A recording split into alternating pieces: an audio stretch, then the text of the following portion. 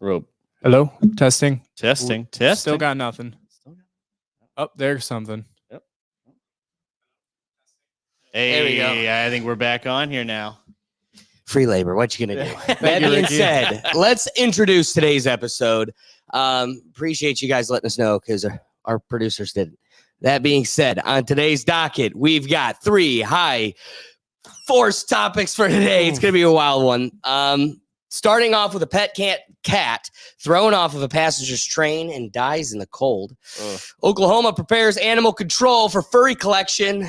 And finally, we got a topic locked and loaded on Disney swingers. So that being said, don't forget, the whole purpose of the live show is to get you involved. We want you and your comments featured in today's episode. We need a diversity of thought, expanding the perspective here on the Rethink Tank. So please dive into the comments so we can get you involved. That being said, let me introduce my co-host, my good friend, David Cunningham. How you doing? Oh, doing good. Doing a little warmer, actually. Oh, it's kind of this polar vortex we've had here the past 5 or 6 days. So it's nice to get above freezing for at least the first part of the week here. But yeah, we got some doozies here as topics. I feel we got a little bit of a debate just swirling right in the background here. Says the Disney adult. I'm sure we do. I think some of this is a little targeted, but I take it on the chin here. But Alex, we can't do this show without our wizard behind the curtain, Brian. How's the slopes doing today?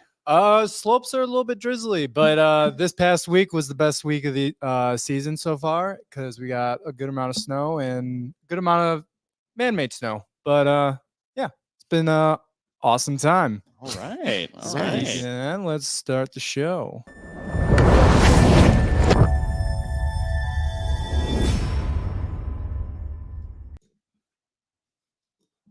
All right, that being said, David, let me tell you this story. Okay. There is a story making headlines, international news. All right. Passengers on a train in Moscow Ooh, Moscow. All right.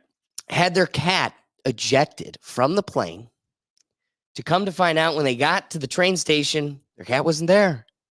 And it had been ejected by the conductor. They went ways back to where they tossed that cat, and about 100 feet from the track was that cat frozen, popsicled, straight up. Now, I don't know if you've seen the Netflix TV show Don't F with Cats. You see that? Anybody in here see the Netflix doc? I'm very aware. That says it all. Yeah. Okay? Don't F with cats. There are hundreds of thousands of people that have signed the petition for this train conductor, not only to be fired, but also to be removed, to go to jail. What's interesting is with all the outrage, they still don't know the identity of the conductor, and the I guess staffing, the union, the train union, is keeping this female conductor's identity under wraps. They won't release the identity, and even with hundreds of thousands of signatures, Moscow prosecutors have decided to refrain from further prosecuting. So I'm curious, what are your thoughts on a story such as this, as people are so outraged? As a lover of cats myself, I love cats. I got a few at home. Boy, I see a cat, I want to pick it up, pet it. It's great. Boy, this breaks my heart just so much. And I want to go through the thought process of the person. So let's just remove the cat. So let's talk about it. Let's talk about the facts. All right. Okay. All right. Why would the conductor eject the cat? The conductor, Moscow, this shouldn't surprise you. You being a world traveler like yourself, being to foreign countries, you learn very quickly how much stray animals are a problem in other places. Oh, absolutely. So that being said, have you seen? Okay, it wouldn't be outrageous to project onto them a cat problem. Yep. They have stray cats on these trains all the time, apparently. So I read. Right. And they were under the impression that this cat was a stray because it had broken out of its carrier. So the plot thickens. Okay. Yeah, Will over here with opposable thumbs. We got a Toy Story cat over here. So this is why. So let's just take this at the stray cat area. This is why I always try to advocate when you travel with a cat, have a collar on it. Because you know what stray cats don't have? Collars.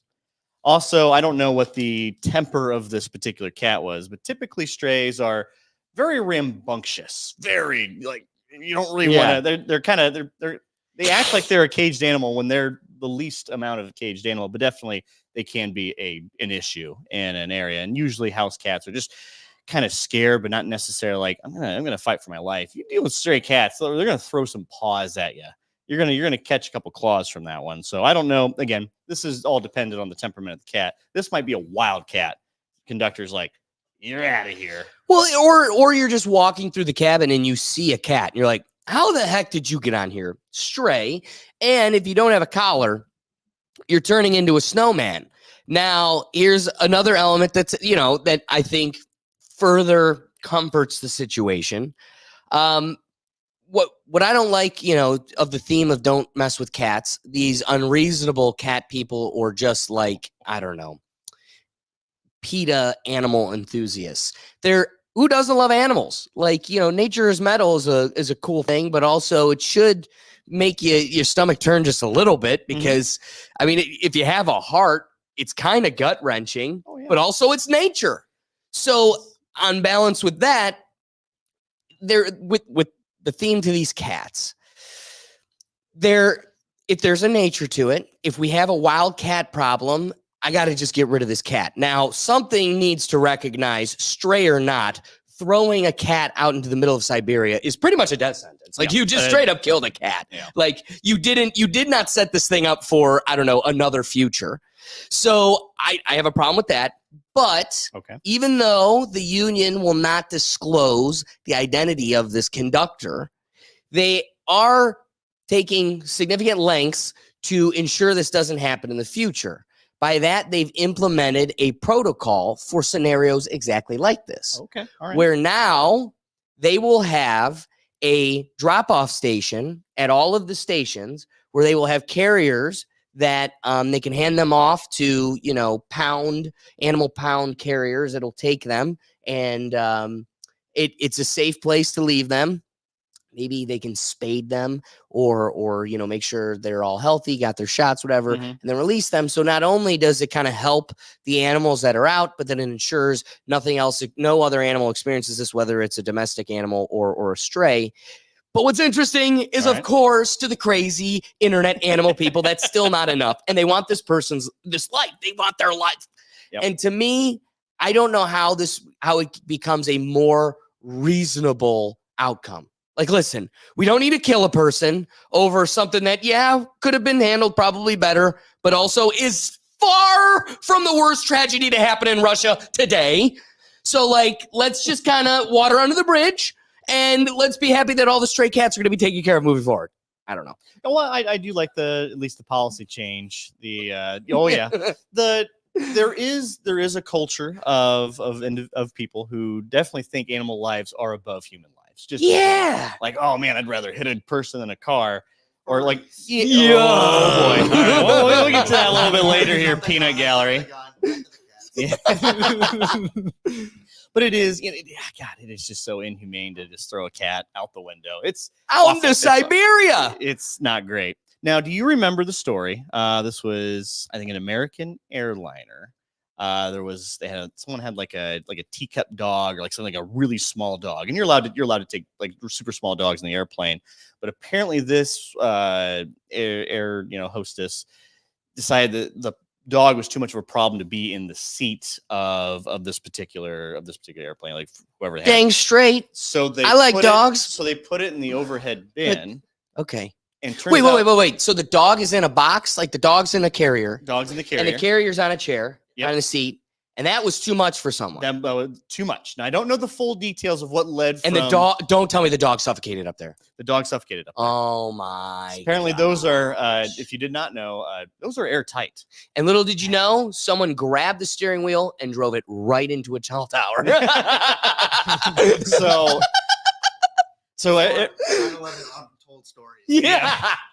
It's the small domino leading to 9/11. Yeah, dude, that's crazy. That's a crazy story. That is nuts. So what came of it? Well, I'm assuming that person got fired. Definitely made national headlines because that's a big no-no. I don't remember if it was like American, United. It wasn't Delta. 'Cause Delta, doesn't do that. I don't even think it was Spirit either. It was one of like the middle tier ones that have a little too much power. These airliners, TSA, you don't fuck with them because you remember that doctor that just got the shit kicked out of him for not wanting to remove his seat from the plane. He was you're looking at me like you don't. Okay, so this is United. I know this for a fact. A doctor was going to visit like some patients over in like another state or something. Did you guys know that the CEO of United was dressing at Epstein's Island? Go ahead, continue. Whoa, I'm sorry. anyway. So Maybe the dog was on that plane. The more you know. Let's not deplane this one too much. So let's take her back course here. So the doctor was going to, I think he was going to visit some patients over somewhere else in the country, and you know how the planes overbook. So apparently in this particular flight, they did not tell the doctor before the flight. They didn't say, hey, your spot isn't available. We need to kick you off to allow room for some other people. So he's on the plane. He's sit down. He's seated. Now, if you scan my barcode, it's over. It's over. And it's over. He took that same position. It's like, hey, see, I'm seeing families. Instead of asking anybody else, so like, hey, we need someone else, or just stopping the people from coming on the plane. That however many people you needed to not be on the plane, stopping them at the booking situation. TSA got called. They roughed him up a little bit. He's like bloody, and they dragged his ass out the plane. Oh yeah. See, now here's what's wild. How can they oversell their seats though? Isn't this that's such an illegal? I hate that scam that they play. Well, it's not. They don't have to follow the basic laws of like capacity and limits. Like even a stadium doesn't oversell a game. Whoa, great point. That's a great point. Well, they do oversell. That's standing room only seats. But they at least have that room. Again, so make a standing room. Make it a double decker where we can all just cram in there like Anne Frank's attic. Like at the end of the day, if you want buffer room, because that's our problem, is you oversell. You sell flights you don't even know you can make yet. So here I am trying to not kill my wallet and buying a flight just 7 months ahead of time, and that flight might literally not exist when the time comes. And then I can't make my friend's wedding in Colorado because I'm stuck here scrambling for a day for a flight that no longer exists, and they're all booked now. Yeah. The airliners, every flight, if the airliner has the opportunity to oversell, they will oversell. How about this one? Okay. You're telling me you scanned my barcode, I sat down, you're going to legally assault me to the point where I'm bleeding to remove me. Yep. Now, my service has not been completed, and I am not willing to leave. What's Pete Buttigieg do again? Isn't this his job? This was in fairness to Mayor Pete. In fairness, he was in the back of the plane laughing at his ass. This was prior to that. I think this was during the Trump presidency. Trump. Well, it wasn't Trump's fault, just in general. Whatever the transportation. Well, so how about this? I'm on the plane. My wife's pregnant. She hasn't eaten in 8 hours, and we're sweating to death in a tin can. We can barely breathe anymore. Claustrophobia is kicking in. That person's lost their mind. I need the F off this plane. Guess what? If I break off this plane, it's a felony, and I never get to fly again. Yep.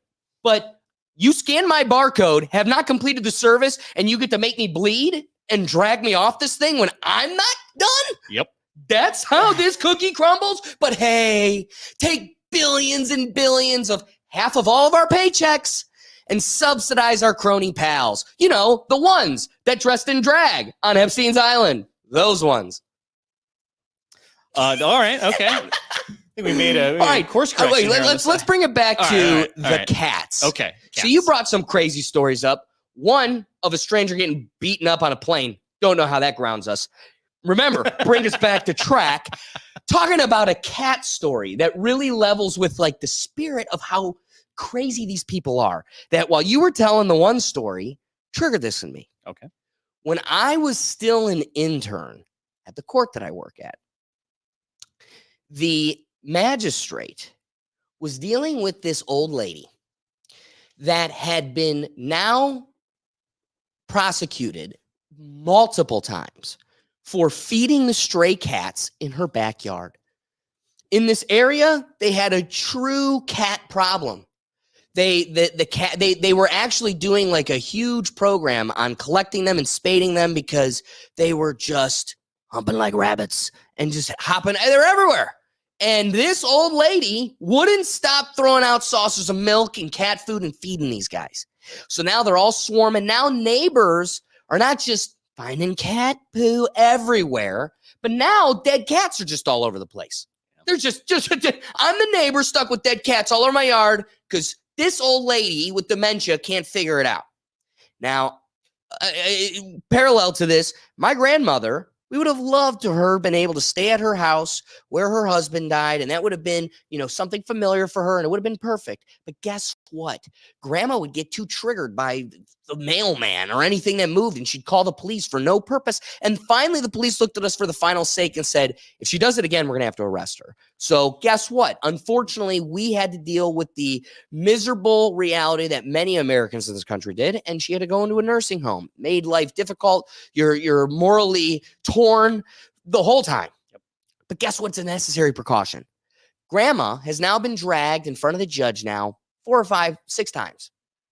So finally, the magistrate's looking at her going, you need to stop this. If you come in here again for feeding cats, I will actually have to do something about it. Like, you're on probation now, but jail time will find itself here. And guess what? She had the nerve on the record right there on the spot. I will never stop. This will forever continue. This is a you problem. And I also think it's totally immoral that this is illegal. So she was sent to jail right there on the spot. Ooh, they didn't even give her the do not pass go. Because again, it doesn't matter what the crime is. The 7th time you're looking at the trier effect on, I'm not going to stop, and I'm going to do it as soon as I leave this place. Well, guess what? I don't care if it's, parking in a fire lane or killing the cashier. Guess what? All of it's illegal, and laws are laws. So you're lucky we let you skate 6 other times. So again, there was a huge following on Facebook. A Facebook group is made because the news got involved, and it became this huge catastrophe that this horrible, mean magistrate threw this old lady in jail. And she never saw the inside of a jail cell, but oh my goodness, it became a hellstorm for us. We had thousands and thousands of phone calls coming from all over the world, people from Germany, FU. There was literally a Facebook page disliking this magistrate, some guy. And then he had to take down his Facebook law, like his personal practice law page, because it just was getting totally burdened. The internet was full scope, ready to take him out. And the internet did, not boots on the ground, not reality, back to what makes Don't Mess with Cats so cool, the human hive, but also the people here, the people local, they didn't care. It wasn't their burden. It was the people of the internet. They were upset. They took it upon themselves to petition the city and got a registration for to congregate people. They had the city prepared to shut down Turney Road, the main road, right in front of the court, because there was going to be this huge protest.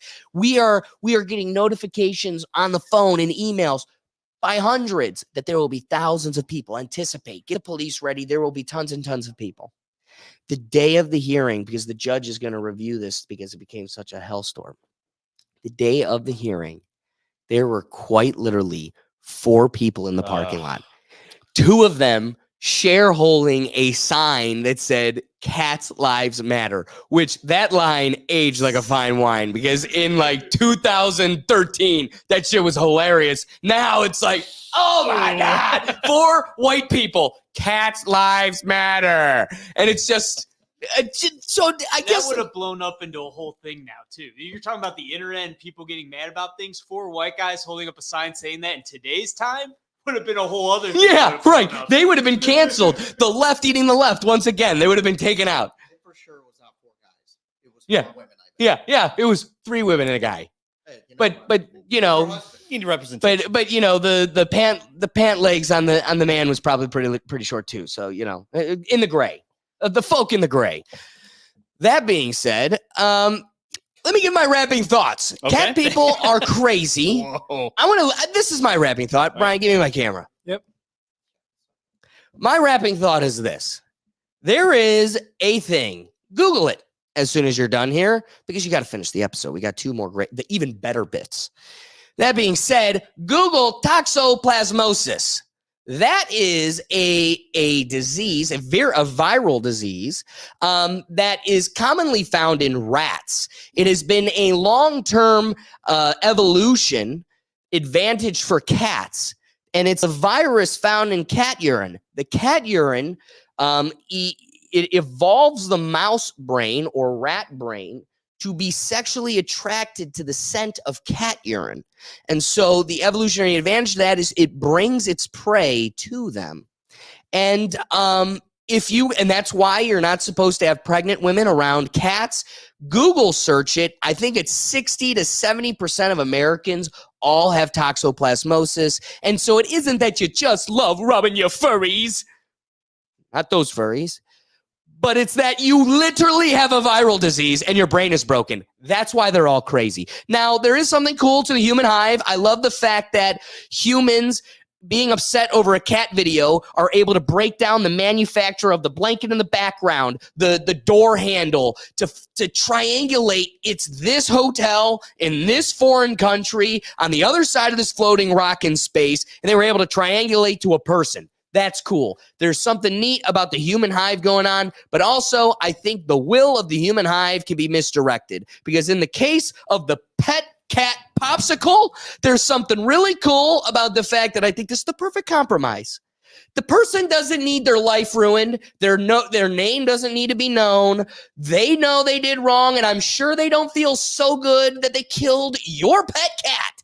At the same time, cool compromises came of this. Strays are going to get a better deal than they ever had before. Medicinal help and shelter that was otherwise not systematically there for them. And it will ensure that your pet Snuffles is not going to become a popsicle either. I'm satisfied. What are your thoughts? Well, I think cats are pretty neat, and we shouldn't throw them out of train windows in the winter. I think everyone in this room and watching this right now in the can summer, agree. Hawk that bitch. Yeah, he'll be all right. He'll go. He'll run. They have 9 lives. Yeah, the cold takes the lives away pretty quickly. It's a multiplication factor. So, having said that, animal people in general, like the ones that are really kind of intense about caring for all animals, I love their passion. Sometimes their passion is, I think in this case, a little misdirected. This cat is probably the Jesus of all. We're not talking about Williams. This cat's probably the Jesus of all the cats in Moscow. One sacrifice, and the rest are better because of it. So it's nice. I'm like, where's he going with this?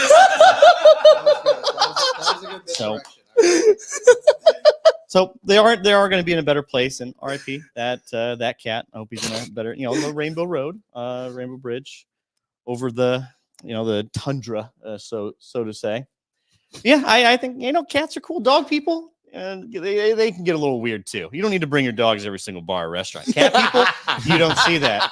Also, let me one more fact here about dog people, because I feel like this is a dog person room. Maybe. Which animal works for the government and specifically the police a bit more? Cats or dogs? Which one is a narc? Yeah, you're right. I'll give you that. Best friend. That's a title man gave. I don't know if that's. But you could be best friends with the wrong friend, and that friend can be a cop that's trying to smell what you got cooking in your car. My dog's an undercover cop. He's been sniffing me out for a while. Yeah. Big. Brian, you got anything? I got a few comments. Oh, hey. All right. All right. Bama Boy says, Bama Boy. All right. People don't always have to deal, or people who don't up there, so they see it. Yeah. Yes. Excellent people who don't have to deal with problems always have something to say about it when talking about the cats' lives matter. Yeah. Ricky had a question for you, Alex. Wasn't there an art teacher in middle school that loved cats and she put her cat in the oven? Yes. Microwave. Microwave. Ricky. She tried drying it off, killed her cat in the microwave. Every kid thought it wasn't real, but I've known enough people that work there and have confirmed it really happened. She was traumatized by it, but it just spread to all the kids, and it's just been passed on. And then she tried to like escape it all, rebrand her life, start a whole new career as a conductor. And man, That was good. That was good. That was good. I like that. That's one of your best ones. She really had to start over. She went to Serbia. yeah. Damn. Any others? So Bama Boy also said he does his part with cats and dogs. He's owned them all of his life. But what he would say to the people is, it's adopt them if you care so much. You know, like Right. Yeah, no, I think that's another reasonable thing too. If you're, especially some of the, and I think these hardcore animal people also do this, and they probably have too many animals, and it's probably a problem for the rest of the animals. But they, if you want a cat or if you want a dog, adopt. It's so much. Especially there's a lot of places that would appreciate it, and I think there's just kind of a good you get a good feeling from doing that. Cats specifically, I understand those like breeds of dogs that you can't just. I want a husky. They don't just exist in the shelter all the time. But if you especially feeling like a pit bull, or you want kind of like more of the hardcore, like the problem child breeds, that's a great one to adopt. And then cats specifically. You couldn't pay me to adopt a pit bull. No, That- neither. I don't know would about pure pit, but I know plenty of dogs who are part pit, Yeah. and they are the sweetest. Don't care. dogs. I don't even want to buy one as a puppy and make it a good boy. I certainly don't want the shelter dog. Oh my God. Yeah, that's inflammatory. I'm willing to kick that box of You're willing to kick that beast dog? nest. They just want love, man. How long has everyone in this room known me?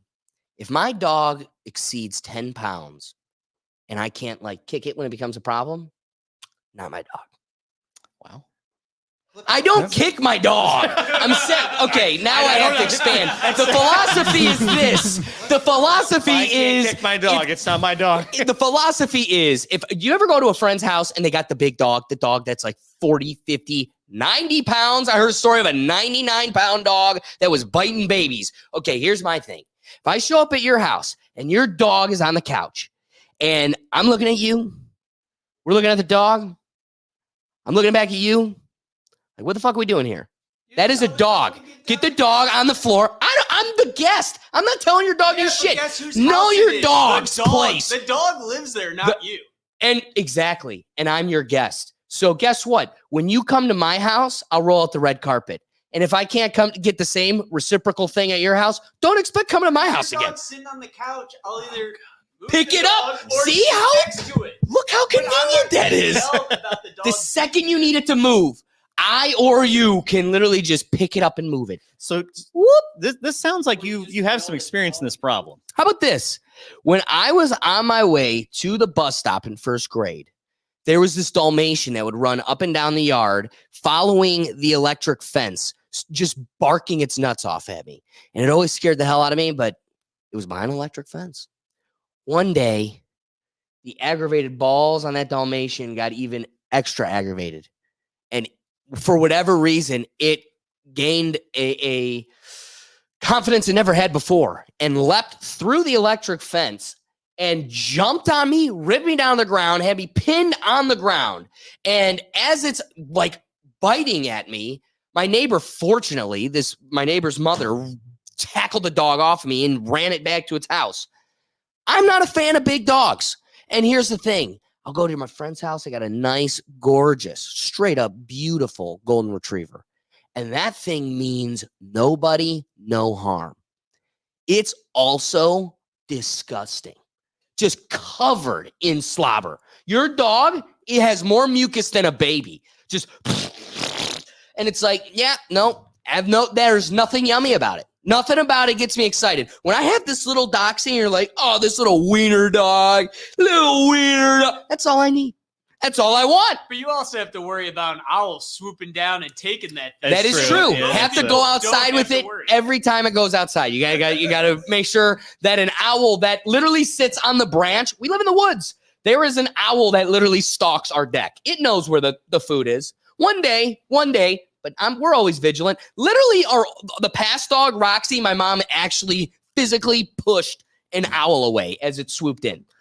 Yeah, we're in the thick of it. But see, everybody's got their ups and downs. And guess what? You've got cats.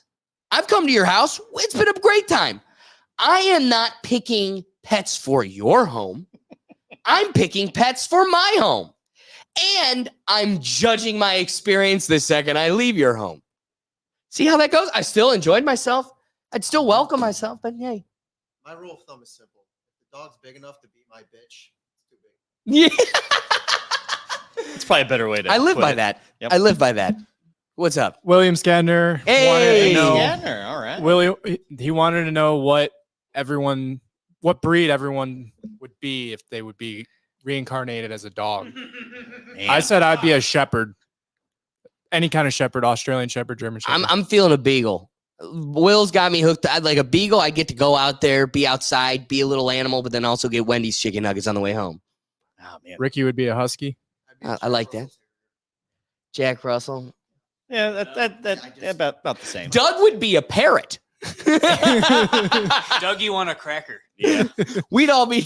What dog would you be? Doug's a parrot. Fuck. I don't know. It's like an interview question. Ah, man, what dog would Wait, I what be? type of dog did Kemp have that was super big and fluffy? Remember? An Alaskan Malamute. I want to be Wow. that because they were huge. These things were and huge. but the sweetest dogs. Yes. too. That is the funniest. You've literally never met a nicer dog, but holy cow, you've never seen a larger, more The intimidating biggest dog. I've ever seen. Scared the crap out of me. The And size of a horse. The male was literally like a wolf. Just the whole style of it, like a Yeah. stereotype, big mane. It was wild. More comments, or should we Keep get a going. ripping? Keep keep going. going. All right. All I right, got my closing thought on this, Alex. let's hear it, All Dougie. right, Doug. We've all seen the Machine movie with Burt Kreischer. We all know those subways in Russia are those trains in Russia are all crazy shit, man. All right, so if you're getting on one of those, you should almost expect something crazy to happen Yeah, because you're already living in Russia. right. All right, and then you're getting on one of those trains run by the mafia. Oh God! Yeah, and then you handed your cat off to someone, and you're like, "Oh my god, I didn't get it back." You know what? I think that's a fair point. It's a great point. That is actually, I think we removed the Russia part from the story. Really, more so talk about the cat killing No, part. it But literally this is made- Russia. It literally made all of Burt Kreischer's career. Is that how wild any experience on that subway can be? That being said, you ready for the next topic? I'm it ready only for- gets crazier. It's All right, only this gonna go- one I'm actually genuinely excited for. I mean, you are not ready for this. Okay. Oklahoma prepares animal control for furry collection. You heard that right. Furries, like the people who dress up in full mascot uniforms to look like foxes and what other weird animals, furry type animals. Here is the scenario. In Oklahoma, Representative Justin Humphrey has proposed a new bill. Oklahoma has taken a strong stance currently against the trans movement. This is what the article has said. It's got a lot of liberal, hyperbolic, divisive perspective on it, but I'm going to propose it. They have said that conservatives will not give up trying to make the link between furries and trans people and other weird queer moves. That being said, here's the legislation. And please, this is the will of the people. And we're not even the people of Oklahoma. But if anybody in this room abstains from this legislation, please do not hesitate. However, at the same time, if we conclude this and you are willing to put this into law, I just want to hear you all say aye. You know, like the first congressional meeting in Philadelphia. Okay? All right. Being enacted by the people of the state of Oklahoma. I Trying to give Brian some time. It's taking a while. Yeah, I don't know what's going on over here.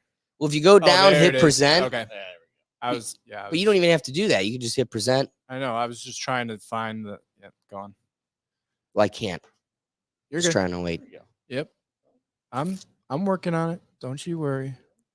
Where are we at? Window here. There. All righty. There we are. Well, part of me feels, do we wait for Doug or what? I think we keep going. Doug will catch up. He knows. He'll hear you. He'll hear you. Be it enacted by the people of the state of Oklahoma.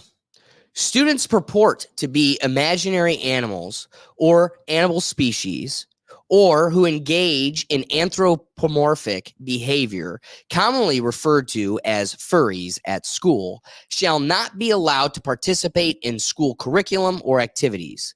The parent or guardian of the student in violation of this section shall pick the student up from the school, or animal control services shall be contacted to remove the student. That's it. That's the bill. That's the whole thing. I wish- Nobody? I wish That's more it? legislation was a little shorter than that. So I guess so. Gurget, you have a degree in law, do you not? I think there's a issue with one of the sections in this part. So if you take part in animalmorphic behavior, Anthropomorphic behavior, I think there's a bit of a typo with that. So we are all animals, are we not? Sure. Mammals. Brian, Google that. Are we? What am I? Probably what it should say is non-human Anthropomorphic. animalmorphic behaviors. So I could easily see if you follow the letter of the law exactly. What is the definition? Relating to or characterized by. Anthropomorphism, explanation of animal behavior. Oh, there's not even a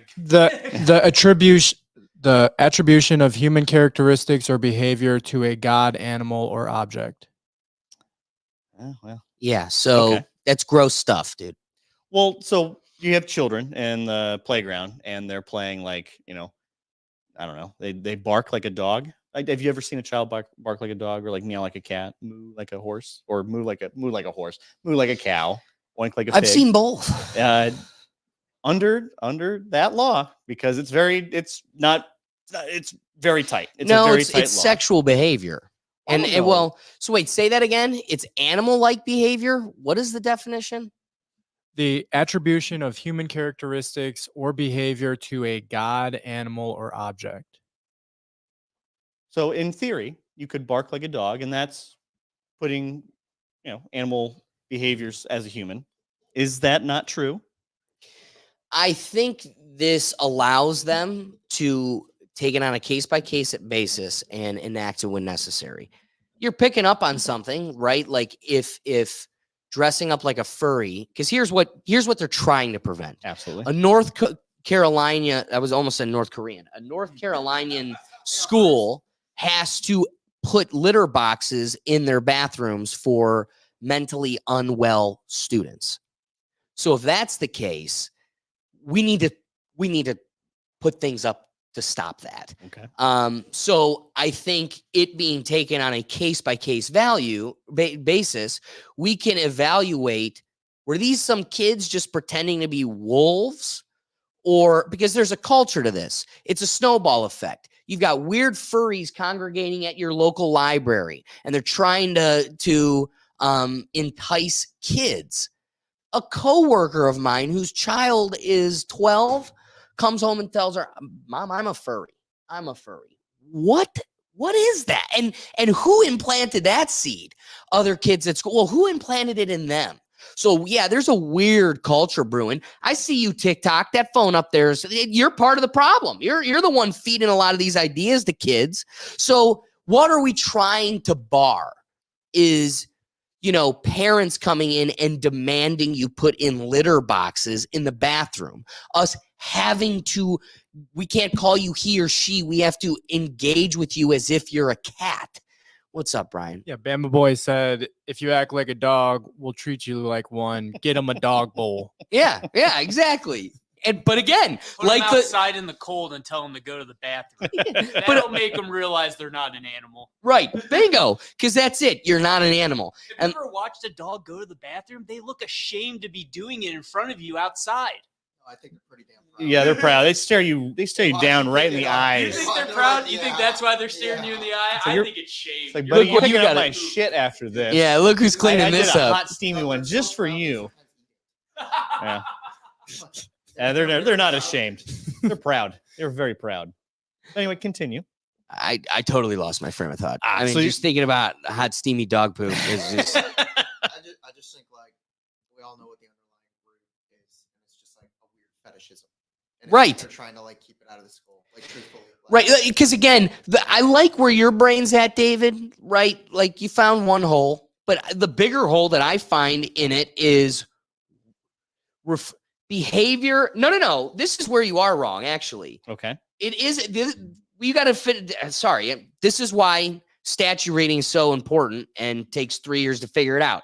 Students who purport to be an imaginary animal or animal species, or who engage in anthropomorphic behavior, commonly referred to as furries at school, shall not be allowed to participate in school curriculum. So I was literally about to say the thing that I want defined is what's a furry.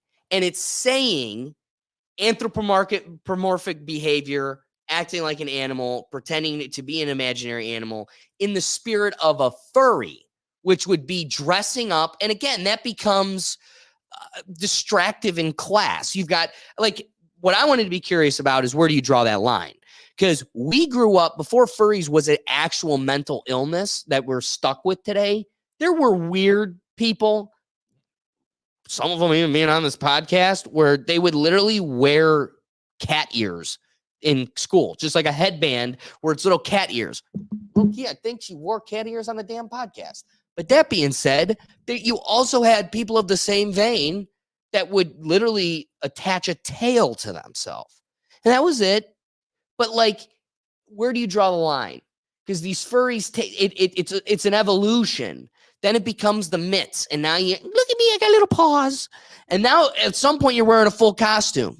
And we're going to tell that kid he can't wear a ski mask. We're going to tell that kid he can't wear the Jason Voorhees mask on Halloween. But you can dress up like this on a Wednesday. And we're supposed to pretend you're mentally well enough to totally be sound that you are not going to just shoot us up because your identity is totally covered. Go ahead. Well, here's my thought. You made some good, like the wearing the ear, whatever.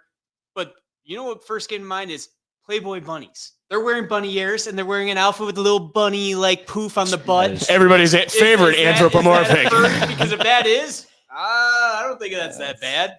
Yeah, but No, but what made a Playboy bunny? Them taking it all off. We were not here to be excited about you wearing the bunny stuff. We were waiting for you to take the bunny stuff off. I think the ears were still on, though. I think once it was all Have you off, the ears opened were one of still those on. magazines? You think wrong.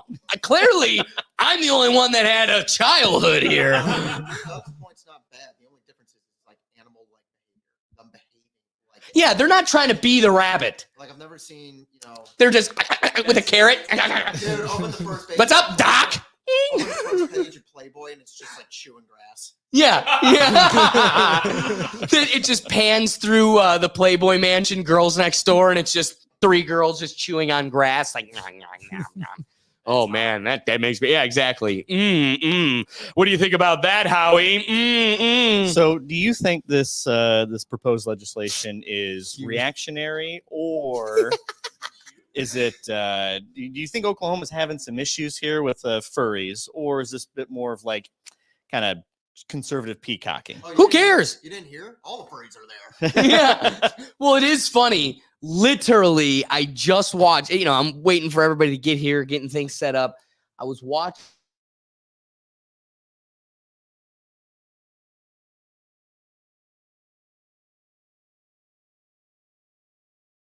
People today. No.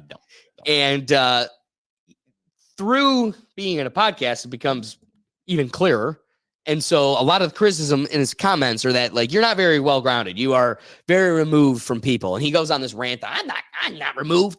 I am, whatever. Like, I don't know what the cost of milk is. You don't know what the cost of a 500, whatever jet is. And you're like, okay, cool. At the same time, he goes, what? I can't be normal because I'm not some store manager at a Hobby Lobby in Oklahoma? No. You know what? You know what makes you grounded? A grounded person does whatever they can to get on a plane and leave Oklahoma. And so, funny punchline, good bit, but there's a connotation to Oklahoma, and the reality is there isn't anything there. They got the same negative press Ohio's got, and they're they're all Mormons types anyway, right? That's the type of consideration you have of Oklahoma people. So again, the beauty of 50 states is we don't want your creepiness here. Oh, well, I want to be a creepy freak. Okay, then go to any of the 49 other options where freaks are still allowed. And then if those people vote too, and like it continues to go, hey, you know what? Actually, we just like, did you know there's an appetite for people want to lick kids? But we've all agreed across the board, 50 states of us have all gone, no matter how much you want to make it a condition, minor attracted persons, we all agree on a moral compass.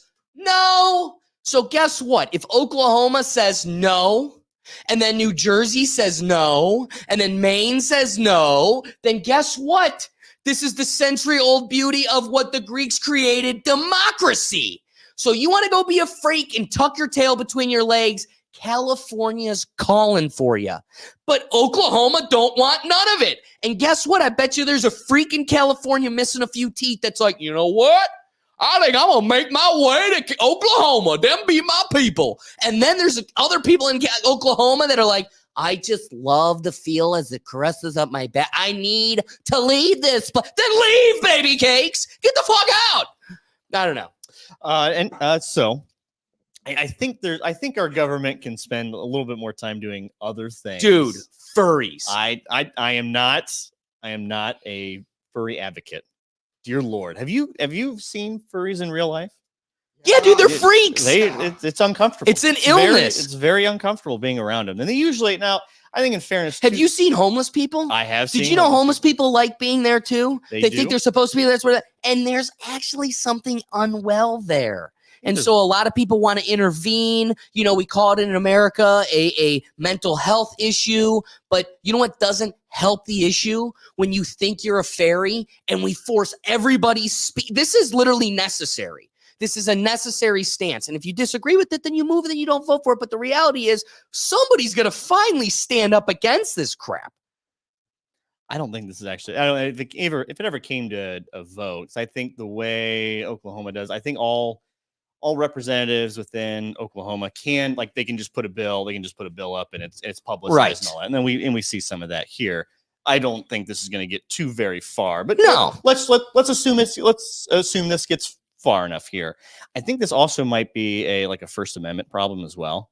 Now, I don't know what rights children have in school because it gets a little fuzzy because this is mainly for schools, correct? With the its sole purpose is to really focus on that for schools and really the jurisdiction of the government to kind of enforce. Because I don't know what rights you necessarily have as someone who's under 18 in school property of that sort. This might have jurisdiction, but I believe if you identify you could probably have a good enough lawyer to make an argument that having furry like behaviors is part of your speech, and with the First Amendment, that is protected. Now, does it come to wearing the fursuit is not? Yeah, but guess what? This is where the lottery comes in. Yep. Also, wearing a band on your arm in negation of Vietnam does not necessarily in that instance, it is protected speech. Mm-hmm. But it brought about the inquiry of when speech can be, especially in a school place, like the standard for freedom of speech on school grounds is significantly lower than your freedom of speech out in public. And even that isn't a totality, right? Okay. And we understand that. But the concept is, if it is disruptive and causes issue or detracts students from the curriculum itself, it can be restricted. And again, if you had a community of freaks, and I'm calling you that because I mean it, and if all of your kin ended up being your baby freaks and you wanted to make a baby freak school and everybody wanted to dress like a whole bunch of freaks, then have at it, because my kid ain't going there. And they're going to go to my school, in my community of people that are like me, that see the world, they do their yard, they take care of themselves, they have a career. I don't even know how you're going to have babies. Most of you can't reproduce because you're, conduits, right? You can't have two male plugs. They just don't plug in. Electricity, there is no current there. Can't So- dock here. No dock zone. And I'm not unnecessarily having children. So you can't have any of mine. Can't have any of mine. So you could go buy other ones somewhere else as you do, but you shouldn't. So whatever you want to do with your free kids, you can, but at the same time, you're outnumbered. Did you look around? Take a look.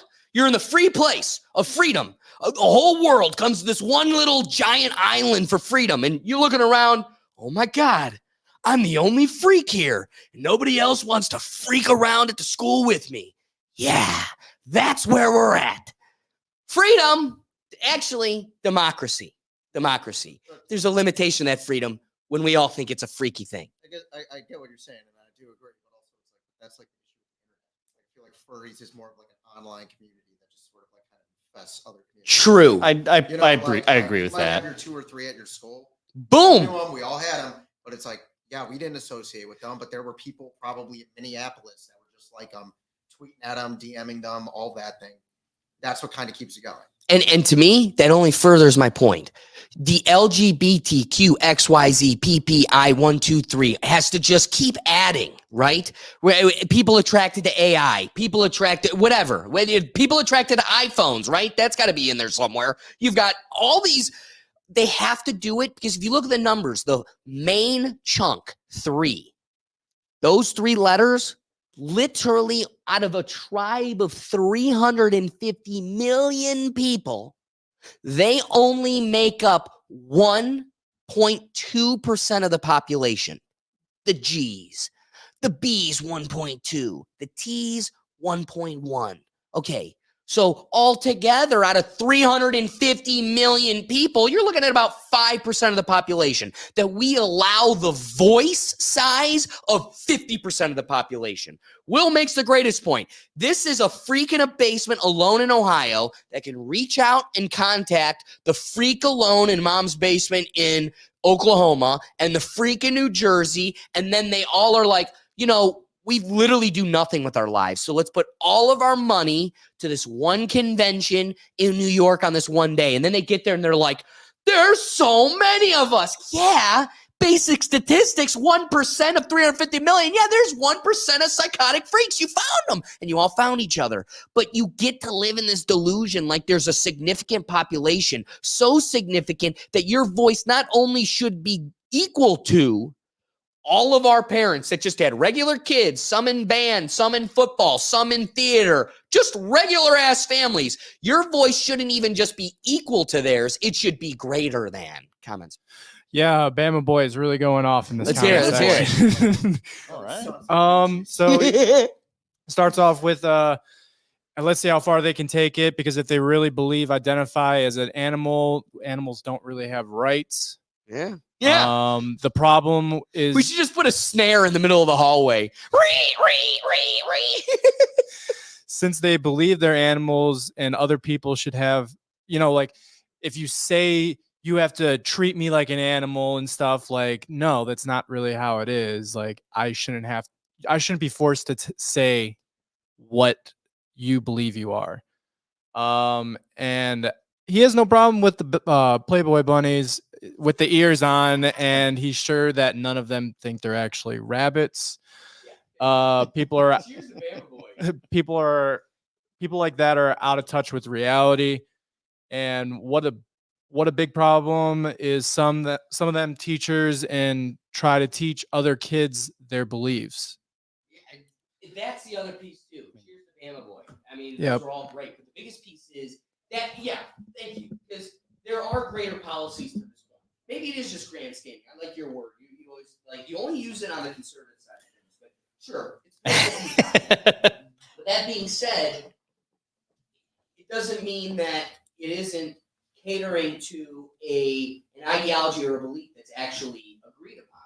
And I love Bama Boy's point where there's another even greater policy we're trying to fight against. I don't even want to have to make an argument why I shouldn't have to put a litter box in the bathroom, but you're making me. And I want to fight against that. Okay. But even more so, there is legitimately, whether you agree with it or not, there is a culture war over what teachers are teaching their kids in all facets, whether it's what's the race theory one? Critical race theory. Critical race theory. Whether it's critical race theory, gender versus sex, women's, I don't know, whatever, pick them. I don't know. There's so many polarizing topics in a public school curriculum today. It's causing a lot of people to fight. Brian, I appreciate you raising that. We almost wrapped it before I forgot about that. Brian's got a quote here from the minister in the UK, the Minister for Women Equalities, who had a comment on this furry story and Representative Justin Humphrey's bill here. What was the quote from her?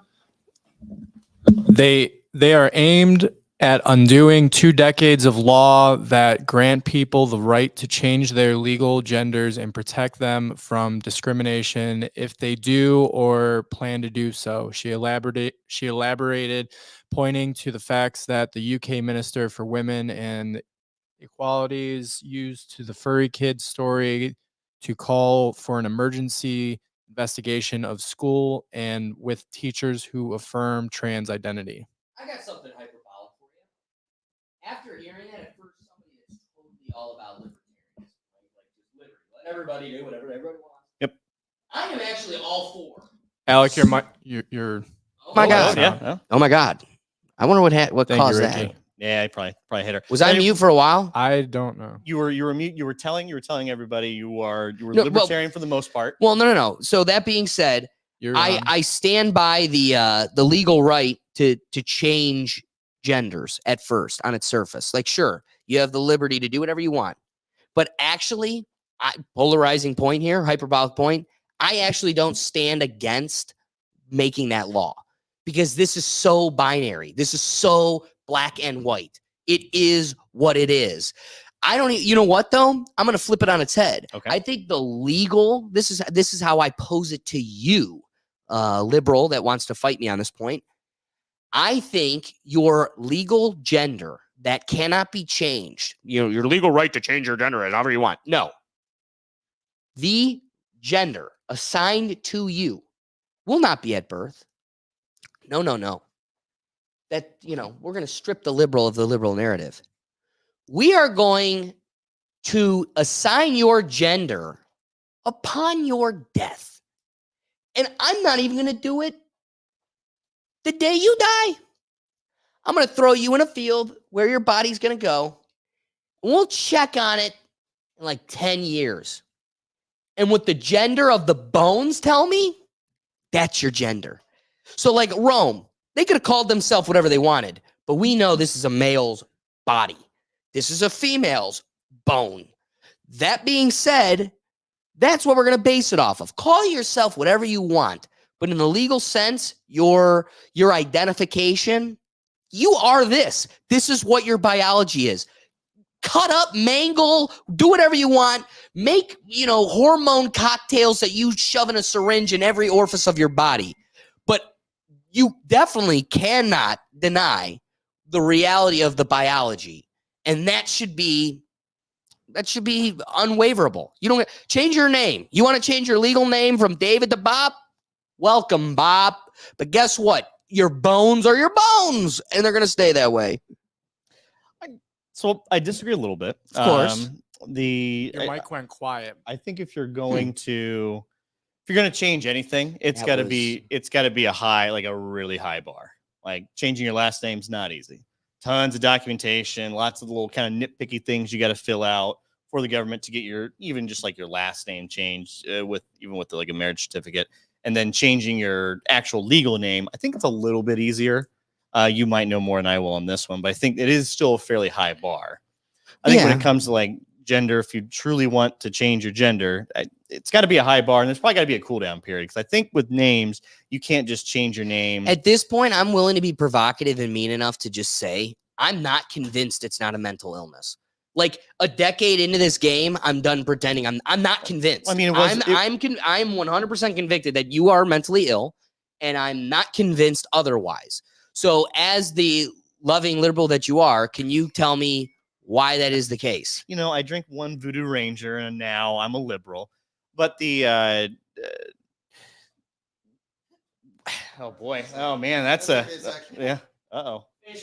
Well, so yeah. So what we're probably dealing with here a little bit too.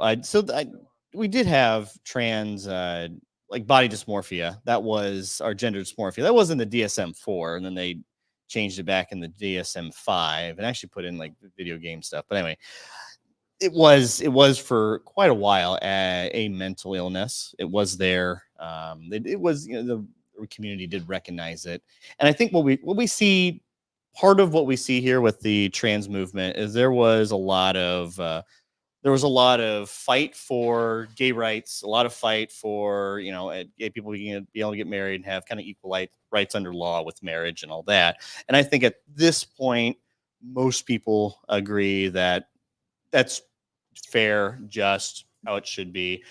There really isn't too many major issues on it. And I think a lot of those people who really fought for gay rights as a movement just kept going. There's like, well, what's the next one? I have all this energy. I'm still fairly young. Because you got to remember. Well, but also we're not taking you serious because you're only 1% of the population. So how do I make my voice louder? How do I get my voice taken?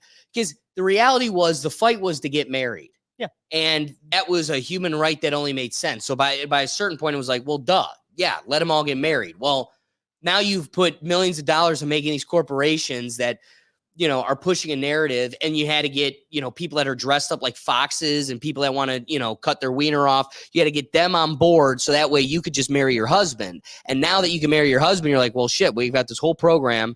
Now what?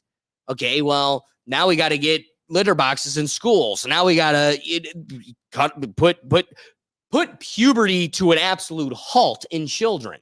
Like the envelope keeps going because you created a group that took on other people's needs because you couldn't be less significant in terms of numbers. You literally couldn't matter less. You couldn't. Mormons matter more, and we don't even take them serious. Literally, the Amish matter more in terms of utilitarianism. Greatest number, maximizing happiness for the greatest number of people. There are more Amish people we need to worry about than gay people. But Amish can't go, hey, let's just congregate with all the other weird people that don't like electricity so our voice gets heard. Well, it's more difficult for them to communicate. Oh They're self-limiting. But when you get to inclusiveness, you do have to include everybody. And I think the LGBT movement is all about, I think you agree, it's all about inclusiveness. So you just got to keep finding more and more people that kind of, and you just get more and more niche on it. I'd be curious to see what exactly is the full. But the theme language first of it. was just include your cousin or your brother or your sister who's gay. Just include them. Yep. And now the narrative, no matter what, whether it's minor attracted persons or people that pee in litter boxes, the narrative has now become include everybody. I want everybody included. And the problem is, I had friends in law school that they were conflicted because they were like, I just want to marry my wife. Like, that's all I'm fighting for. And, cutting kids' wieners off is a totally different game. And I'm actually not wanting to be encompassed with that. And that's how you have like major accounts. Like what is it? Queers Against Grooming or Gays Against Grooming, whatever it is. Yeah. Like that there has to be now a counterculture because it's become it's so untethered from logic, you actually can't combat it. Like you can't have a dialogue and actually try to deconstruct it because there's nothing to deconstruct. It's all fantasy land. Nothing's real about it. And when you try to make them see that, you try to make them confront their ideas, they get triggered, they lash out because the reality is they have to confront them that their ideas are faulty and they can't act. They don't have the retrospective ability to do that. So they just get triggered because any conversation boiled in logic has to root you. You want to take a moral perspective here. Mm-hmm. You are talking to people that are listening and you want to be seen as a welcoming, empathetic person. That's it. It's fair. Can you convince me that this person is totally mentally well? I mean, clearly, whether it's diet, lack of exercise, lack of sunlight, lack of socialization while they're not getting held enough as a kid, or simply having a genetic deformity or a defect like autism or something within their genes, you're going to tell me this person is as perfectly biologically sound as a Tom Brady? No. Okay, I'm not so going there to we make. go. I'm So not we're going to make that catering argument. to somebody that needs help. Well, I'm not saying take a metal rod and shove it up their nose and hit it with a hammer that we thought was modern science for 100 years. That's true. But also, let's agree, something needs to be done here. I don't want to flip it to Pfizer to find a pill for me, but also I'm done pretending this doesn't actually call for some sort of intervention. Placating, like at some point, like I wanted to be a pirate and it had to be told to me that you literally can't be a pirate. I literally was sent by somebody just like 2 days ago. Like, put your money where your mouth is. If you think that all of these kids are right in thinking whatever their imagination is reality, then I want you to take your kid that thinks they're a pirate, hack off their leg, poke their eye out so they can have a peg leg, poke their eye out so they can have an eye patch, cut their hand off so they can have their hook, and let them be their pirate because that's their truth, baby cakes. Why don't you do that? Why don't you do that? Because they could be a pirate if you just fucking let them, David. They could. But I don't think every pirate had a peg leg or a peg hand and a parrot. I don't think all of them had it. Only I think the kid with the imagination definitely wants to. Guess what? Every gay guy doesn't wear rainbow suspenders and assless chaps. But That's guess true. what? If you want to play the part and you're trying to lean into it, and guess what? If you're watching TV and you're autistic and TV and iPhones and Instagram are all telling you that if this is who you are and this is what you identify as and this is your club, this is what you have to do to be a pirate, or in this case, to be a lovely queer boy. but I don't. Because I think this law is a little more reactionary. Because it's not like there isn't a law that says all furries must be allowed to wear their fursuits. I don't believe that law, as far as I understand, doesn't exist. So I think what this is doing more is, and I'm pretty even sure that even in most Preemptive gay strike. yeah, but it just comes off more. So like it's like when your parents told you, hey, you're not allowed to drink, you're not allowed to smoke, you better not have sex before marriage. That kind of in the back of your mind, like, well, if they don't want me to do heroin it, is- I want to do it more. Right. Heroin don't sounds eat- yummy now. Yeah, don't eat. Do it. Yeah, don't eat cookies past X amount of time, or don't eat cookies unless it's for dessert. And you have that kind of that back of your head. Well, because they want me to, they don't want me to do it. I want to do it more. Are we half encouraging more of these people that probably wouldn't be furries to now be furries? Like, well, the government doesn't want me to do No, it. is so it I the need government? to- No, I think the furry people are encouraging the furries. David, it's a good point. No one ever told me to not be a furry. I didn't become. Yeah. Being told not to be a furry didn't make me become a furry. This is the line, though, right? Yeah. Like, Yeah. okay, somebody says don't pick up the magazine of girls dressed up like bunnies. Yeah. And guess what? I did it. I snuck it. It was under my underwear drawer. Okay.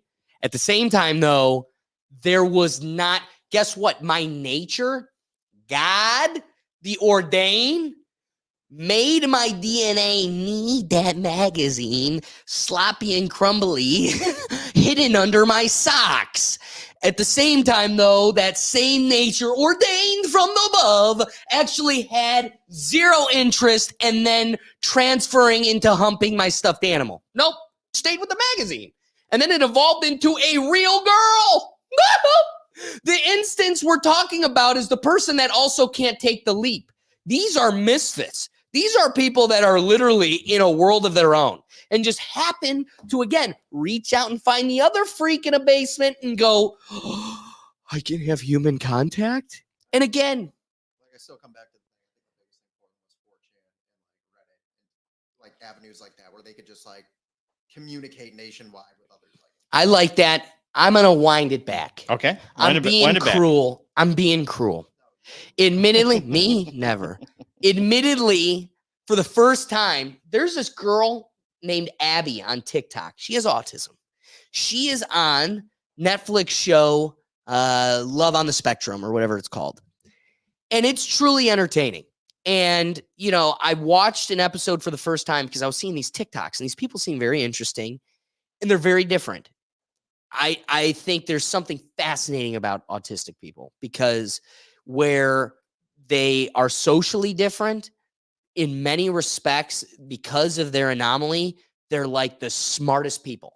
Not all of them. Some of them literally just have like cocoon nests in their bedroom and they just like curl up.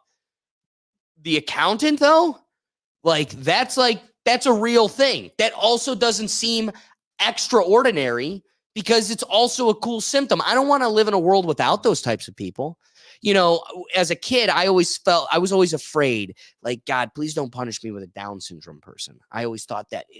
Truthfully, I'm being honest with my heart. You know, I don't think That anyone being said, wants that for their child. well, right. Yeah. But that was a young, like early middle school, high school, because they were different. I didn't know much. It was foreign to me.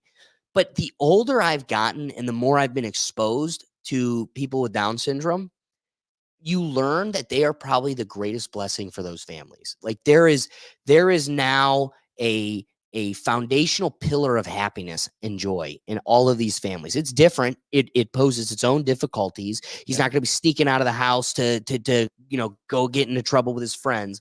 But also now there's medical issues and things that arise that take different attention. It's its own difficulty. But also I've come to learn how beautiful and valuable that is in people's lives. So I don't want to be so callous to the point where like this person, like again, love on the spectrum. You watch this and even more beautiful than anything is the fact that like, this is a person that I could never like hold an evening with because it's just like, we're on two different planes. But watching two like-minded people converse with each other, they reach a harmony that's really magical to watch. Like it's like, wow, like there is a person for everybody. And so I'm not such a calloused asshole to say that like people shouldn't be able to find other people. I'm not trying to sit here and make the position that being a furry should be illegal in Oklahoma. What gets weird is when you're doing book readings with transgender folk at local libraries and furry programs being put on at these schools and everything. That's where the trigger word, YouTube, sue me, but we're on other platforms for a reason. So go check us out. Because when I say the word grooming, at least we don't get triggered on the other accounts. That being said, that is what we're trying to combat here. This is a topic of First Amendment freedom of speech on school grounds, dialogue with children, and how this impacts the curriculum and the school itself. Is this distracting? If you're the only child, if the whole school was this, back to that, then it's different. But if you're the only kid, you are definitely distracting the other kids, and you're probably painting a giant target on your back. So it's for the betterment of the goal of having schools. I mean, you build a building and just say, this is free babysitting and education for everybody close to the building. Anybody within so many yards, just come on in. And we got to make this thing work. Not everybody's going to be able to wear, my dad's metalhead shirt with like heads on pikes. But guess what? You could go home and wear that and bond with your dad about it. You want to go to a furry convention where all of the collection, the club of students go? Sure, but we're talking about the schoolhouse grounds, and that's where things get weird. I don't know. Final thoughts, and we're going to flip to Brian because Brian has comments, too, that we can wrap up with. So I guess my final thoughts are probably going to be reminiscent of my opening thoughts here as well. A lot of this, I think, is political theater for this congressperson's side. I'm still not too terribly convinced that furries are in large enough numbers that we need to enact laws as such, or there's laws protective of furries themselves that we need to have combative laws to kind of change the course in the dialogue. And I really also don't think too many people are really pro furry. Except David, for some reason. I seem to be. I'm carrying water for them here on this particular segment. But definitely, they're not. I do avoid them. If one's walking down the street, I'm just gonna go to the other side. They freak me out. They scare me on like a different level that I'm really not used to. It's just not great. However, How do you convert? Right, you can't. I've never even tried. Weather in there. You know. I totally get that. I Yeah. get what you're saying. I feel the exact same way. It's- But again, if you can't converse with them and you're going to cross to the other side of the street when you're walking by them, then that is an illness that should not be protected. If somebody walked up to me, stabbed me, and I'm gushing blood out of the side of my stomach, and I'm like, no, I don't like doctors. I'm supposed to bleed like this. This is my truth. I'm supposed to bleed. I would really hope you'd go, no, we're going to get you to a doctor. Even though you think you're supposed to have a gaping wound in the side of your body. No, your cavity is not supposed to be spraying everywhere. So we're going to take you to a doctor. To me, you going to the other side of the road, you not being able to converse with them, totally concedes to me this we are placating to illnesses.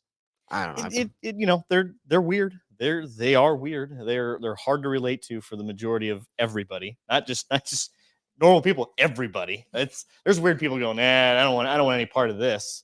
So yeah, it's hard to defend them, but you know, I do have to. I got to bring the other side here. There's two sides to every single coin here. Brian, what do we got here? What's your thoughts on this one? So before I get to my thoughts, Bama Boy said Boy. Pirates are real. That's right. And they're Somalian. They are real, yeah. And just not the ones we're thinking of. And Ricky said, yeah, so true again, to this let's day, say the Middle let's East. say I identified as a modern pirate.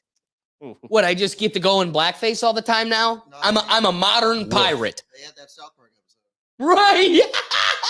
They already got it covered. That's so true. Middle East, Africa, Ricky said, and I said, you know, you can't forget about the Caribbean. There's a lot of pirates down there. Exactly. Is there Cuban pirates? The shoe polish is my truth. I'm a pirate, Dad. I'm a And pirate. Bama Boy said the people growing up with the internet don't understand the struggle that we had with magazines. And That's Ricky right. said, That's right. You really had to hide some things. Man, Bama Boy, he's on it today. Ricky stole his dad's DVDs.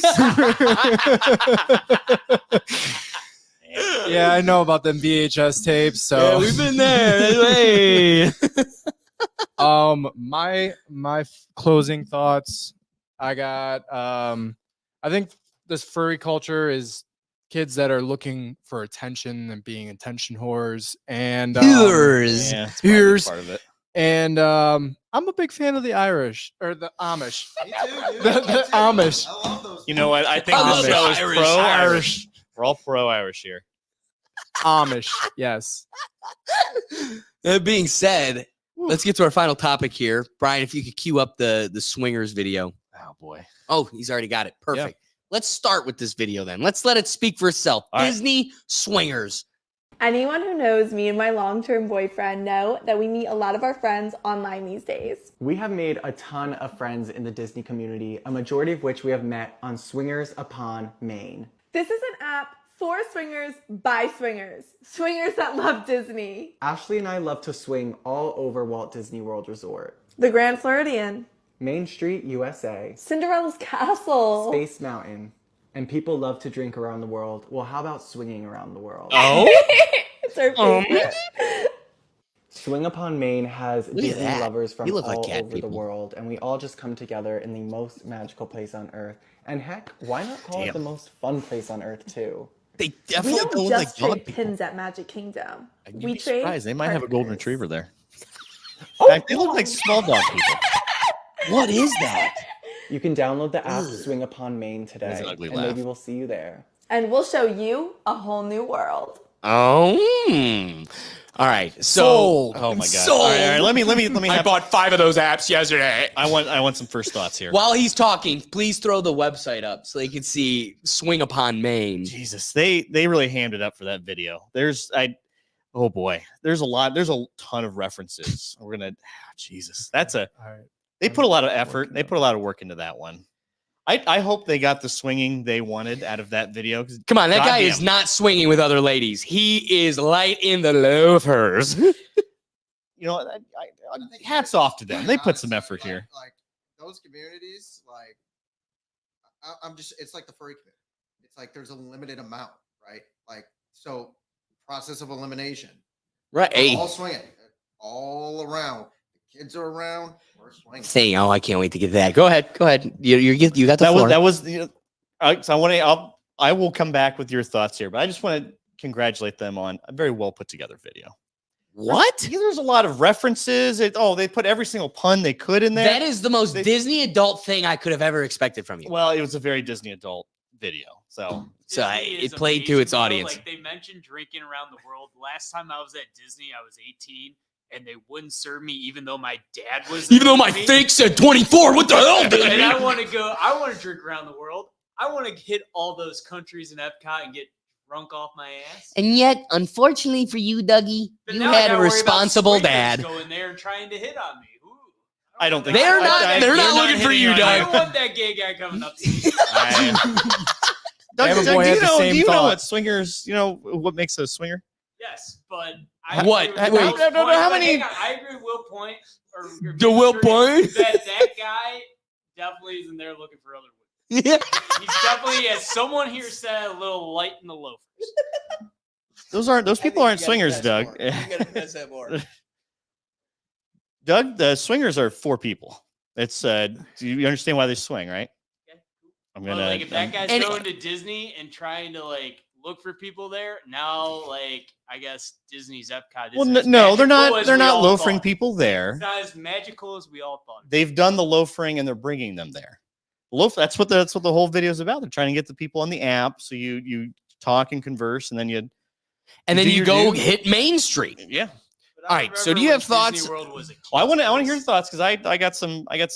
I'll probably have some rebuttals to what All you right, got. the going on. major. You don't. If you have a rebuttal for this dude, I will literally hope the police are knocking at your door. Oh my god! All right, continue. Okay, if a drunk guy at a football game peed close enough to a schoolhouse, like just a schoolhouse, period, school property, Yep. they now have to knock on doors as a pedophile for the rest of their life. My parents didn't even know this, but did you know if a pedophile moves into a new neighborhood, they have to knock on all the doors of all the neighborhood to tell people, I'm a pedophile and I'm in your We neighborhood. ran into that. And if you knock and they're not there, you have to like leave some paperwork for them Yep. to let them know that you are a freak and really we should have just eliminated you. But hey, I'm here in your neighborhood. That being said, indecent exposure, public indecency, if I was just peeing, relieving myself in another way, away, and I was close enough to a schoolhouse gate, I am now a pedophile. I'm now a bad guy. Okay. I would make the claim that is not legally outrageous that having sex at a child's park in any fashion is the exact same crime, if not worse. So there is a whole system, financial system, Tinder system that is orchestrating, in my eyes, a network of pedophiles. So you're taking their. So I think we're interpreting this video a little bit differently. What, So- getting hand jobs on Splash Mountain? That's what they're trying. I don't think that's what they're trying to convey. What do you here. think swinging on Main Street and swinging in the Cinderella Castle implies? So I think what We're they're- just, it was just woo. So hold on. Let's take the context of the video and what they're demonstrating, what they're trying to do. So this is obviously a website app that for those in the swinging community and also those that are, there's an intersect of the Disney community to meet up together at the hotels. They go swing and then they go out to the parks later, or they collectively go to the parks, swing after, whatever order they want to go to. But they're mainly, so when they say swing, swing on Main. Hey, we're gonna go to Main Street. We're gonna be go on like a swingers date or whatever. They're not actually swinging. They're not performing. You don't think No. there's been attempts at that? There's probably been And I would attempts. imagine, back to like themes you've brought up on other topics today, I imagine that this is encouraging more people to, hey, you want to give me a hand job on the bench on Main Street? So there is. So let's just say that's their intention. Logistically, that's going to be just very difficult. There's no be a lot of splishing and splashing on that mountain. these parks are these parks are very crowded. So there's a lot. There's just a lot of people. There's a lot of throughput there. There isn't a whole lot of private locations where you can really go at it, so to say. And let's say you're even going with the lines. They have, they have cameras. Like any good person with security be like, oh no, we don't want you doing that on here. Well, especially Disney. Yeah, Every square inch is under Strict scrutiny. Yeah. And I think someone who is a Disney adult, or at least will make a video trying to entice Disney adults to join an app probably knows that they're being surveillanced all the time. That's kind of half why they like being at Disney. You know, it's a very safe place, very open place, all that fun stuff. But there's In no the meantime, private pause that getaway. thought. Brian, I need you to Google how many kids go missing at Disney a day. It's crazy. Go ahead, continue. Well, did they go? The kids are being stolen away. Safest place on earth. Are they missing because they can't find their parents in the crowd of people? Or Are they missing because there was an Epstein appetite that just because they're snaked through being the place? abducted? That is a big number. They're I find swinging. it, They're swinging. What's the cause of these missing children? 'Cause there's really only one or two ways in and out of these It's parks. a small world after all. What's up? It's a big number. Yeah, lay it on us. Per year, each Disney amusement park is around 2,000 children disappear. So we're looking at So probably I 3 to Googled 5 it. kids a day. I found Bye-bye. 2,000 children disappear from amusement parks each year, not necessarily like Disney specific. Well, and that's why you're not our young Jamie. Thank you, Yeah, Doug. it's the same thing. Or Brian. Oh. It's the like- same diddly dunk. like- I kind of agree. Like, I've never been to Disney. Like, I had a childhood, so I didn't go. But I'm How with- did you have a childhood? But if you Yeah, didn't that go to is Disney, that is an oxymoron, but I'll let it play. But going off David's point, like again, it's like back to the furries. It's like they go to like a Comic-Con, right? Like they're not doing it necessarily out in the open. I'm sure some do, but majority they get their hotels there. They meet their parents there. Like they have like I'm assuming the hotels are nice. Probably like, oh, I'm on the 5th floor, you're on the 6th floor. Let's just send one up, send one down. It's just an elevator ride. Like truthfully, like that's probably what it's more geared towards. You're probably very right. Yeah. Brian, comments? Yeah, Bama is on fire today. All right. Remember Girls Gone Wild? Oh, Well, now we got Disney Gone Wilder. And I said, haha, I can't wait to wake up at 3 a.m. with Disney music blasting and nudity all over the screen. I think Bama Boy can do a little better than that. That's a little weak ass from Bama Boy. We can get a better pun. You had some There could good be a better puns. pun, but You tell Bama Boy. I think the He needs idea to is have- he needs to there. have a better pun on that one. Hey, better puns my Snow White ass. See, that's a good one. See, that's a good one. Yeah.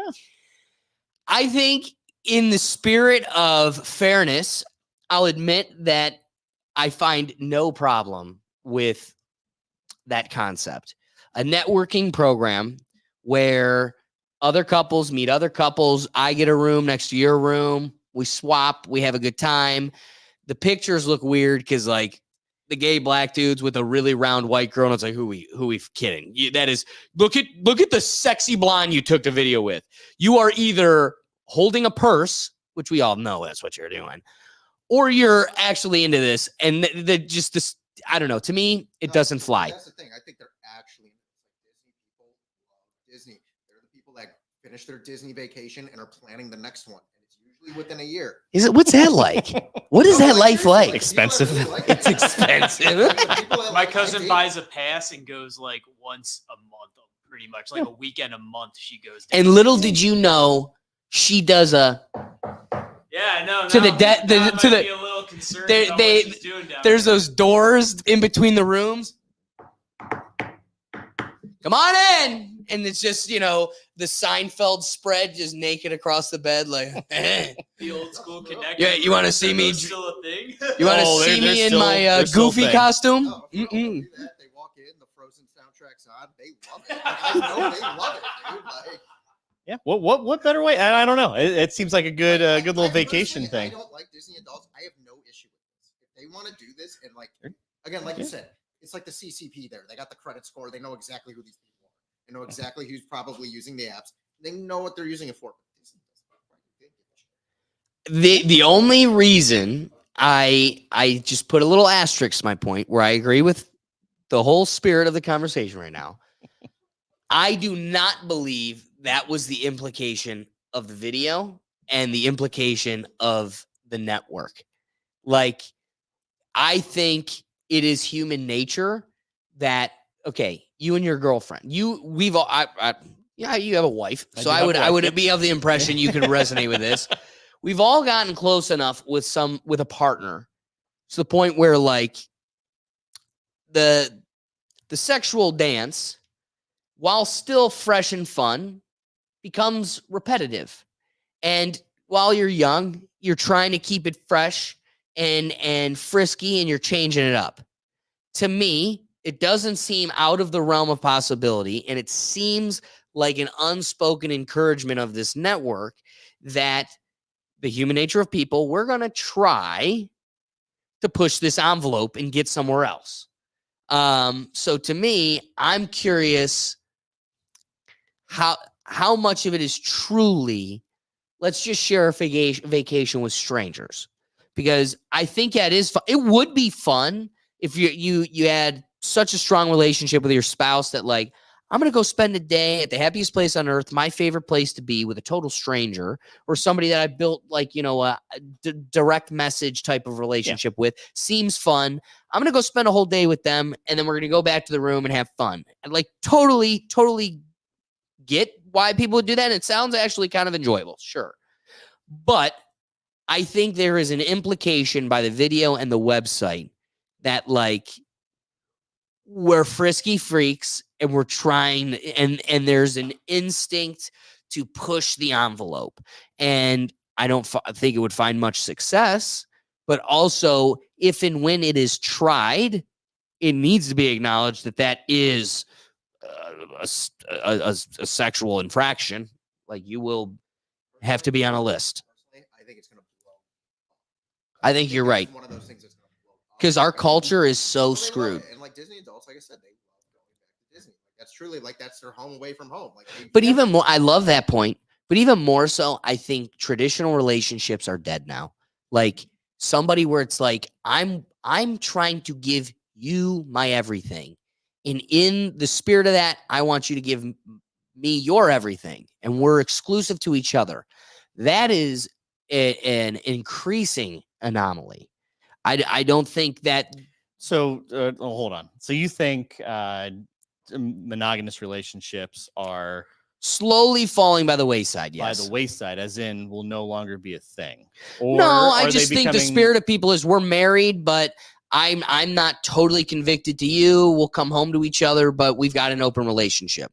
I've experienced a lot of modern relationships that have devolved into that type of relationship where, like, a lot of people are almost looking for now, and it's like, what did happen to that type of shit? Like, well, and it doesn't work. Like, what's funny is it ebbs and flows like everything, and we're slowly getting back to the point where we had the sexual liberation, and now we're trying to get back to, like, a more traditional, like, hey man, this isn't a way to raise a family. This isn't a way to make a strong household. And sometimes don't fix what's not broken, and tradition works. So I don't know. To me, it even lends on the creepier part of our culture where, like, we're just so infected by sex. It controls us. It is everything. And it's becoming a wedge that's dismantling modern relationships. Well, I think our availability and access to sexual content, sexual materials is more than it's ever been, and will probably continue to always increase in volume and access at any given point. We've had, I think the one aspect that we've seen less of lately is, like, marketing, at least big brand marketing. So remember the Hardee's commercials with, Jessica Simpson eating the burger, all that. We don't see a whole lot of those anymore. We barely even see, like, very humorous beer commercials. It's always just kind of a little more like, oh, we're just having a good time. Well, because it's Dylan Mulvaney being the sex object now. Let's take Bud Light. Beer had a heart. Yeah, I would stray away from Bud Light, because what they were selling to an audience, they literally killed that audience. Well, let's just take, like, I mean, is there funny Miller Lite commercials? Is there funny Coors Light commercials? They're not funny. They're kind of lifestyle. Just like, oh yeah, you're having a good time drinking your Coors Light. They're not. We're seeing less of Bud Night, and we're seeing more of just, I don't know, one less calorie. I mean, Yeah. that would have been great. Dilly People Dilly? loved the Dilly and all Dilly that. Dilly and Bud Night were the last great funny beer But they were commercials. trying to get away from that frat branding, as they Right. said. Yep. It's like, So you Probably, built an that's audience. your market. You build an audience, and then you stabbed it right in the back. Yeah, so we're seeing less like sexual marketing, but that doesn't mean it's non-existent. I'm sure we can go through all of our it's Instagram less pages. sexual marketing and on their- more sexual re-education. Right now, we're just putting it in schools and everything else. Yeah. Is the marketing programming us though? Like, what's your favorite? Not marketing. Marketing is a fun little term where it can go both ways. marketing can be defined as the attempt by a business to advertise what they're selling, and marketing is also like, how does I don't know, this company sell this product? Well, I don't necessarily need to make my product bigger, but I can hijack the psychology of the audience, whether it's deceiving advertisements. Like, they're not genuine. I'm not trying to sell the Bud Light. I'm not trying to sell this. I'm trying to trick you or hypnotize you into buying it. The whole approach is totally different. And it is kind of back to that programming aspect. We're not trying to sell the object. We call marketing, it's also a beautiful term for biologically hijacking the audience member, where, perfect example. There is a magician that through suggestion of words and phrases can convince people of like objects or decisions. And so what he would do is, like, somebody would go in going like, no, you're going to pick a toy. And the person's going in going, I'm picking a red bike. Like, in his head, he's saying red bike, red bike, red bike. But through the powers of suggestion, using certain words, phrases, suggestive imagery, and just doing all this subliminal stuff, the person's like, brown teddy bear. Totally forgot and just rejected the fact that for the last 10 minutes was telling themselves they're picking the red bike. They have created the ability to hijack our psychology and our biology. That's also called, in the beautiful term, marketing. Yeah, but I think in that example you're going off, that's like split decisions. I got to make a decision right here, right now. That's not a general like reprogram. That person's not always going to go brown teddy bear again. They'll go red bike. They might even go yellow wagon. It's not. I don't know if I necessarily agree with that. Brian, do some Googling. There Google, is, like, if we're going to go on the social engineering concept, I don't even think that's necessarily marketing. It could just be grassroots people just going, hey, this is the way I do things, like on Instagram accounts or like TikToks. You see some of that. That's probably more of probably what you're talking about. But like progressives not going, well, be gay because it's good. No, they're not doing that. Do suggestive programming. For instance, that video you guys just showed about them, right? Like, that was a private. You got to lean up because we really can't hear you. I guess like that video that was shown at the beginning of the segment, I would say it was like private advertisement, correct? Well, it was just a TikTok. It was just a TikTok. It was an advertisement for, I guess, private. I'm sure they're influencers for a specific community, but the reach is specific community based around a certain corporation, correct? Now imagine Disney, the corporation, grabbing hold of that and them doing the same exact thing, advertising the same exact product. Would it be less sexualized, but the underlying tone is still there? Right. For instance, like they were like go around the world, Epcot, all these different places, and it sounds like they're going to do it there. Me, rational thinking, I'm like, they're going to swing in the hotel rooms and they're going to go drink and have their fun throughout the park. Right. Well, Disney advertise it more. In that but that's why. But that's why then they go and pay a couple of influencers to make a TikTok about it. Yeah. So Like that's you. kind of where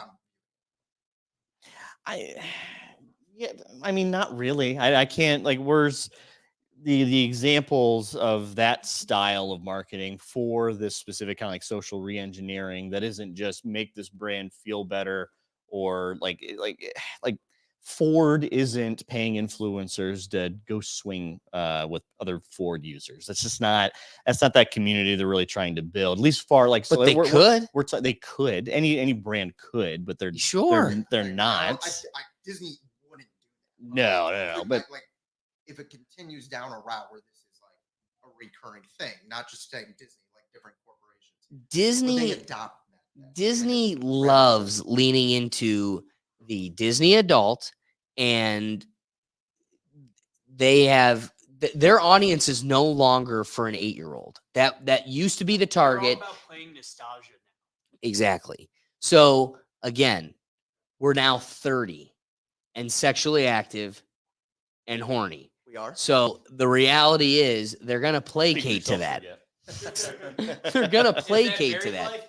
Yeah, you know how it is.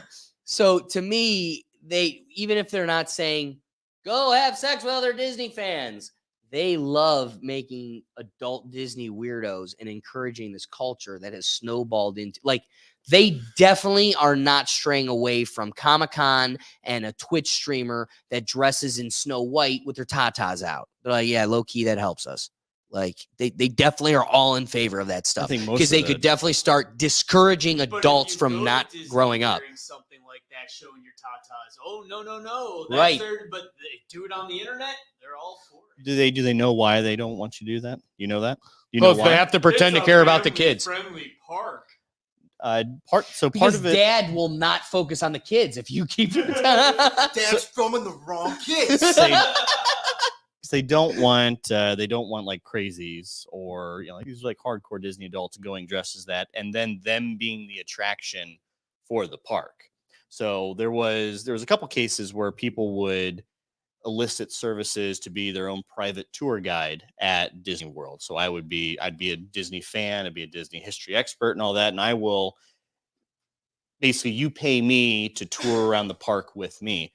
Disney shut those down pretty quickly because what they don't want someone else becoming the attraction to the parks. When they have celebrities over, they like Kim Kardashian cannot go to Disney World and choose to be amongst the people. She cannot. Disney will not allow that because it's too much of a distraction for them. So they will give the celebrities VIP passes and just, all right, we're going to take you out and around. You're not going to experience the park like the rest of the people because you're just too famous and it's going to be a distraction for people here at Disney. So that's part of the reason why they don't want them doing that, because your daughter can dress as Cinderella all she wants. Snow White doesn't matter. But you as the mom cannot do that because there's just now like, oh, people think, oh, there's Cinderella. I'm going to take pictures with her. And that's in fairness to Disney, they don't want to do false advertising. They don't want someone to get the experience of, hey, I'm seeing Cinderella. Oh, that was just some mom dressed up as Cinderella. That, you don't want to pay for that. And I don't want to pay for that. So that's why they really crack down on that. Also, no sexually explicit. Like if you're wearing like a bra at Disney World, they'll kick you out. So where's the line on that? Like Disney loves selling your 4-year-old a $300 Snow White dress and letting her prance around as a little billboard throughout the whole park. So at what point, kind of like the furries and the rest of these Disney adult freaks, at what point does that become weird? 10 years old? Okay. Like Disney's got to have a line for that. They draw the line. You just said a mom can't get away with it. Correct. So where's that line? So as far as like dressing, I think probably around, so they sell the dresses at the parks and it only goes up to a certain size. Okay. So after that certain size, you can't fit in that size. And I think they're intentionally probably a little smaller than what they could get away with. That's the line, at least they're drawing in their heads. So pretty much what the line is, whatever they sell in the parks, that's the line. Little people truly get the benefit here. They don't get to ride Splash Mountain, but they get to ride the Cinderella dress to life. Yep. So that's that's one advantage. That's one advantage you have. A little person. Brian, do we have any comments before we wrap this Yeah, bad we boy got- up? Come on, Bama boy. Comment Do me section. good here. Comment section is blowing up. Going back to Bama Boy said, careful what you wish for, David, with the puns. And Ricky was pretty pissed about the whole dating situation. He said, no poly, no open. If so, go back to the streets. William said, to Alex's point, no one wants to commit to any one person. Even dating is weird nowadays. And we all kind of agreed. And then William had a great idea. I think Alex wants to go to Disney action and he should go to Disneyland, live stream himself looking for Disney swingers. Bro, I should definitely sign up on this website. I would join you on that trip. Nope, I'm not doing it anymore. That's it. Doug, I will not swing with you, damn it. No, don't worry. I'll just be your camera guy. and No, give you you will a not. free trip to Disney You will World. not. Man, just wanna Doug go on wants a trip to to watch Disney me get World. sloppy so bad. No, I want to go on a trip to Disney World. Because again, it's been like 20 years since I've gone. I'd be down. No. Doug, you're a treasure of this podcast. Yeah, some say.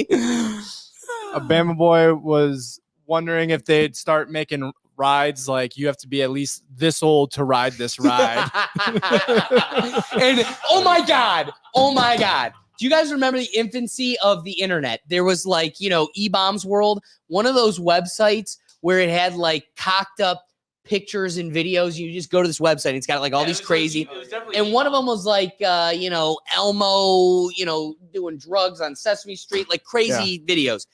There is a picture. I don't know if can you please just Google this. If it comes up quick, and go click images so it'll be easier for you. But Google Donald Duck child ride. There is an old internet picture of Donald Duck. Please pick it up. Boom. That should be it, right? The second one in. Second one. Yep. Let's share that on the screen. All right. Hide your children on this one. You must be this old to ride Donald Duck. What were they going for?